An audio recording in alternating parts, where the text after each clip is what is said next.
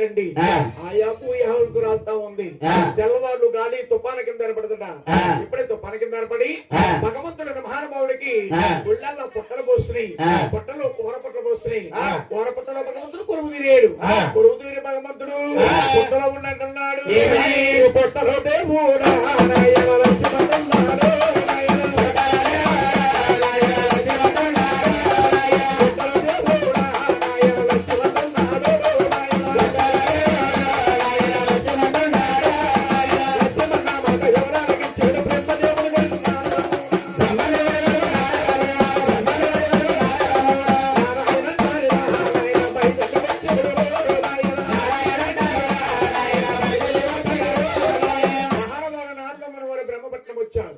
బ్రహ్మదేవుడు ఇంద్రుడు మునీశ్వరులు ముక్కోటి మునీశ్వరులు అలా సపతిచ్చి కూర్చున్నారటండి అప్పుడు బ్రహ్మదేవుడితో నారదుడు అంటున్నాడు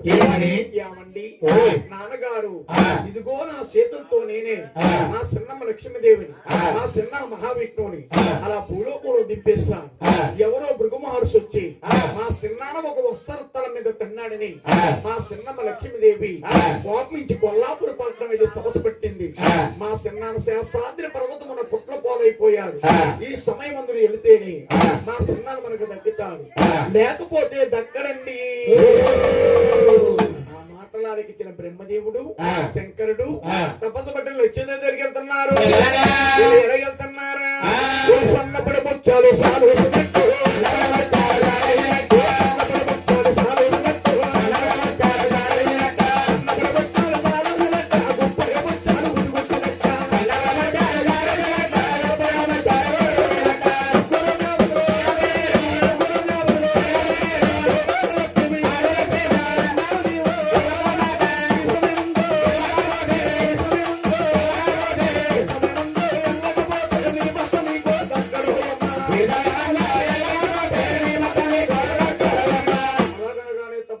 లక్ష్మీదేవి తుళ్ళుపడి పైకి లేసిందంట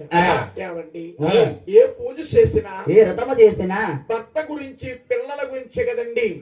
నా యొక్క భర్త లేని ఈ తపస్సు నాకు ఎందుకండి అలాగని నన్ను ఇప్పుడు ఏమి చేయమంటారు నాయన